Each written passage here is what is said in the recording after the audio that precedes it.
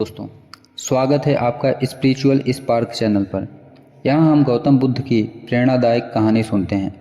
यदि आपका कहानी अच्छी लगती है, जीवन को अपडेट करना चाहते हैं तो हमारे चैनल को सब्सक्राइब करें।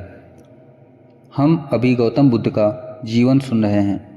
अभी वो सिद्धार्थ के नाम से जाने जाते हैं। तो चलिए स्टार्ट करते हैं आज की कहानी। मृत्यु हुई अटल सत्य है।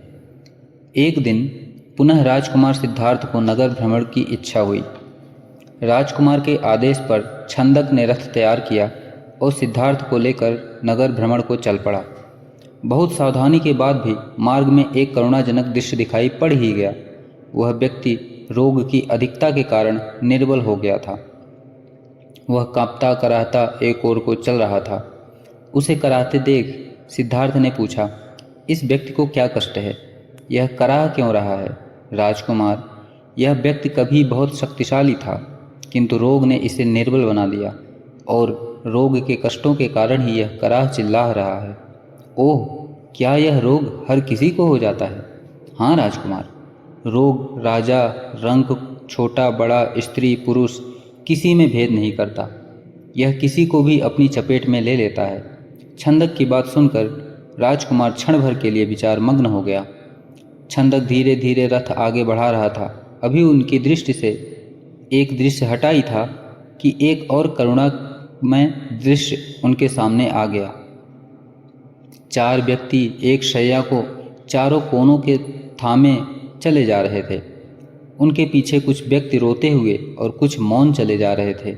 छंदक, यह क्या है? राजकुमार ने पूछा। राजकुमार, यह व्यक्ति की मृत्यु हो गई है। ये लोग शैया पर डालकर उसका अंतिम संस्कार करने ले जा रहे हैं। जो व्यक्ति उसके पीछे रोते हुए चल रहे हैं वे मरने वाले के परिजन हैं। इस व्यक्ति की मृत्यु क्यों हो गई छंदक? राजकुमार, मृत्यु तो अटल सत्य है। यह तो संसार के सभी प्राणियों को आनी ही है। तब क्या मैं, यशोधरा, महाराज आदि सभी की मृत्यु हो जाएगी? अवश्य राजकुमार, कुछ समय पहले या बाद में सभी प्राणियों की मृत्यु होनी निश्चित है। जो जन्म लेता है वह मृत्यु को अवश्य प्राप्त होता है। छंदक की बात सुनकर सिद्धार्थ मौन हो गया। रथ धीरे धीरे आगे बढ़ रहा था। राजकुमार सिद्धार्थ की आंखों के सामने दृश्य लगातार बदलते जा रहे थे। सिद्धार्थ अभी विचार मग्न ही था कि आगे से भगवा वस्त्र धारण किए एक व्यक्ति आता हुआ दिखाई दिया।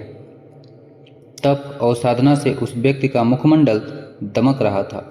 उसके होठों पर स्थायी मुस्कान विराजमान थी। सिद्धार्थ ने उसे देखकर पूछा, छंदक, यह प्रसन्नचित्त और तेजस्वी पुरुष कौन है?